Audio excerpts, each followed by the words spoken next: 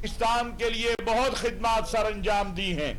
نے پیغام پاکستان جیسی دستاویز جو کہ اس وقت پوری دنیا میں پاکستان کو ممتاز کرتی ہے اور پاکستان کے تمام مذاہب اور مکاتب فکر کے قیادت کی ایک متفقہ دستاویز اور میثاق ہے، اس کی تکمیل میں بہت بڑا ان کا تعاون اور ان کی مدد شامل تھی.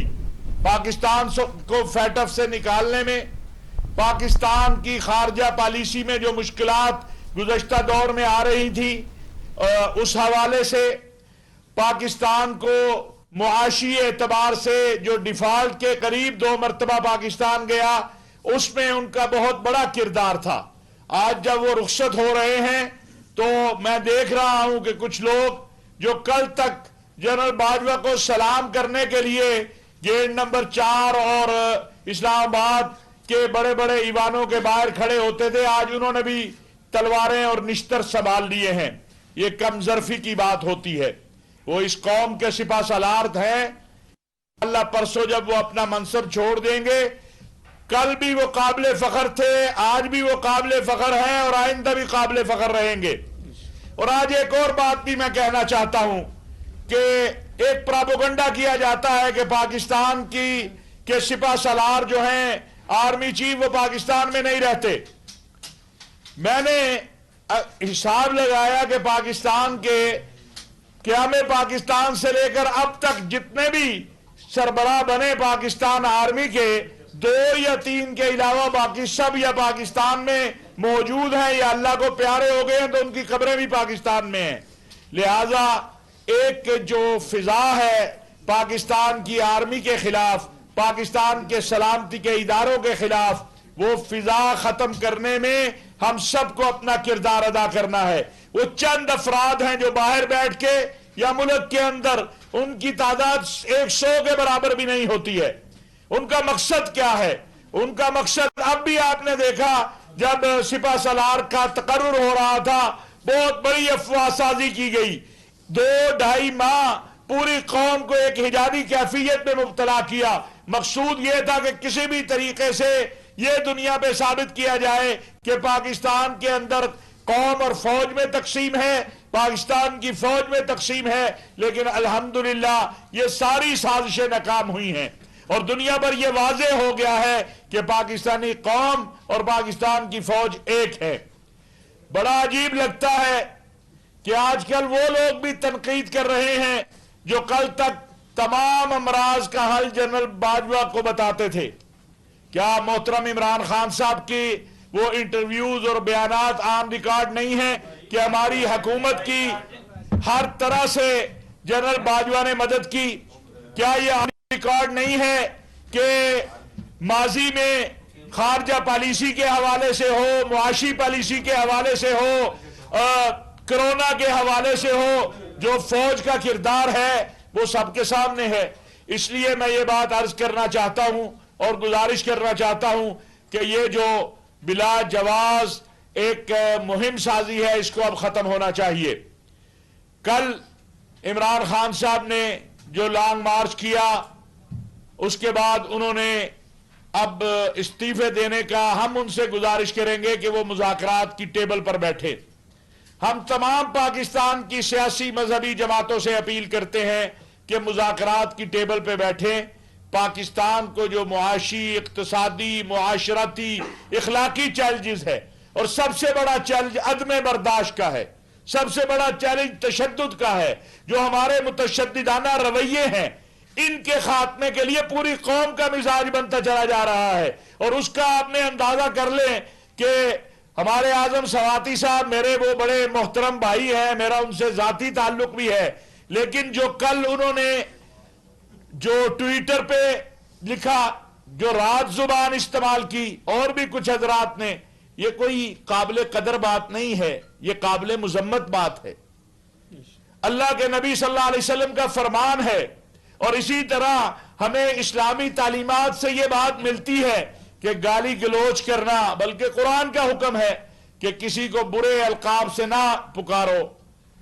آپ کا سیاسی اختلاف ہو سکتا ہے، لیکن آپ گالیاں دیں، آپ ماں بہن کی گالیاں دیں، آپ ایک مہم چلائیں، آپ ملک کے سپہ سالار کے حوالے سے افواہ سازی کریں، آپ افواج پاکستان کے حوالے سے افواہ سازی کریں، تو مجھے بتائیں پھر کون سا رستہ ہے اور کون سا رستہ باقی ہے کہ آپ کی اس بات کی مذمت نہ کی جائے۔ آپ نے سوال کیے، آج آئی ایس پی آر نے آپ کے ان سوالوں کے جواب دے دیے ہیں۔ آپ کو خدا کا خوف کرنا چاہیے۔ آپ کہتے ہیں آپ سینئر سٹیزن ہیں، اگر 76 سال کا ایک سینٹ کا رکن یہ زبان استعمال کرے گا تو عام نوجوان کو آپ کیا کہیں گے؟ ہمیں دکھ ہے اگر کسی آپ کی کوئی ویڈیو بنی ہے، ہمیں دکھ ہے اگر کسی نے آپ پر کوئی تشدد کیا ہے، لیکن اس کے شواہد لائیں، عدالت میں جائیں، جو پراپر عدالتی وے ہے وہ اختیار کریں۔ آپ روزانہ ایک کچہری لگاتے ہیں میڈیا کے اوپر، سوشل میڈیا کے اوپر، اور آپ افواج پاکستان اور سلامتی کے اداروں کے ذمہ داروں کے نام لے کر جو ہے ان پہ گالی گلوچ کرتے ہیں۔ یہ کون سا طریقہ کار ہے؟ آپ کا کیا خیال ہے کہ یہ چند سو لوگوں کی جو ٹیم ہے سوشل میڈیا کی، یہ صرف آپ ہی کے پاس ہے اور کوئی نہیں کر سکتا ہے؟ لیکن کہیں حد بندی ہونی چاہیے۔ جو آپ کی مخالفت کرے آپ اسے گالیاں دیتے ہیں، جو آپ سے اختلاف کرے آپ یہ نہیں دیکھتے کہ آپ کے لوگ کیا کہہ رہے ہیں۔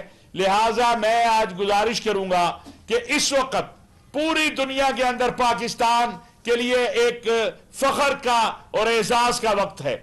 پورا عالم اسلام مبارکباد دے رہا ہے پاکستانی قوم کو نئے سپہ سالار کے تقرر پر۔ مکہ مکرمہ، مدینہ منورہ، فلسطین، حتیٰ کہ عالم الازہر شریف، پورے عالم اسلام کے اکابرین اور علماء جو ہیں وہ اس وقت پاکستانی قوم کو اور پاکستان کے لوگوں کو مبارک دیتے ہیں کہ آپ کا سپہ سالار ایک حافظ قرآن مقرر ہوا ہے۔ اس پر ہمیں اللہ کا شکر ادا کرتے ہیں۔ ابھی نیا سپہ سالار آیا ہے، باجوہ صاحب نے بتا دیا کہ فوج نے فیصلہ کر لیا وہ سیاست سے دور رہے گی، لیکن آپ کہتے ہیں نہیں آئے، ہمیں اقتدار دلوانے کے لیے فوج سیاست میں آئے۔ وہ سیاست میں آئے تب آپ گالی دیتے ہیں، نہ آئے تب آپ گالی دیتے ہیں۔ وہ جائیں تو جائیں کہاں یہ بھی بتا دیں آپ، یعنی آپ کے ساتھ ہوں تو وہ بہت اچھے ہیں اور اگر آپ کا ساتھ نہ دیں تو وہ بہت برے ہیں۔ یہ رویہ درست نہیں ہے، اور اعلیٰ ظرف لوگوں کا یہ بھی رویہ نہیں ہوتا ہے کہ آپ جب کوئی مسند پہ بیٹھا ہو تو اسے سلام کریں، اور جب وہ اترے آپ اختلاف کر سکتے ہیں، اور مسند سے اتر جائے تو اسے گالیاں دیں۔ یہ اعلیٰ ظرف لوگوں کا یہ انداز اور رویہ نہیں ہوتا۔ باقی جہاں تک بات ہے سیاسی میدان میں، ہم کل بھی مذاکرات کے قائل تھے، ہم آج بھی مذاکرات کے قائل ہیں، اور پاکستان کے تمام مکاتب فکر کے علماء مشائخ کی طرف سے سپہ سالار قوم جو مقرر ہوئے ہیں جنرل حافظ عاصم منیر صاحب اور joint chief general Tahir Shamshad صاحب، ان کو مبارکباد بھی پیش کرتے ہیں۔ اور جو عالم اسلام میں، عالم عرب میں، پوری دنیا میں مسلمانوں کو ایک خوشی کی لہر آئی ہے، اور تمام دنیا سے علماء مشائخ اس پر مبارکبادیں دے رہے ہیں۔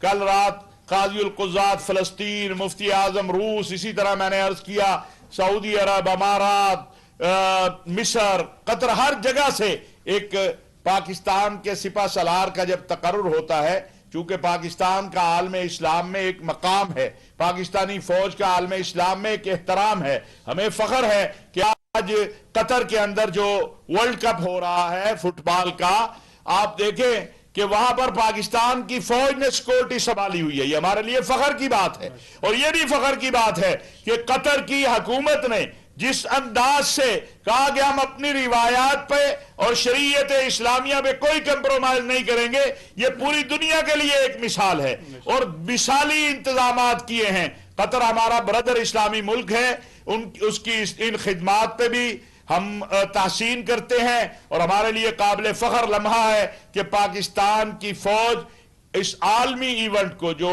پوری دنیا کی نظریں جس پر ہیں، پاکستان کی فوج کو وہاں پر جو سیکورٹی اور وہاں کی جو امن ہے اس کے حوالے سے خدمات سر انجام دے رہی ہے، تو ہمیں جو ہمارے مثبت کام ہیں ان کی طرف دیکھنا چاہیے۔ تاریخ خود فیصلہ کر دے گی کہ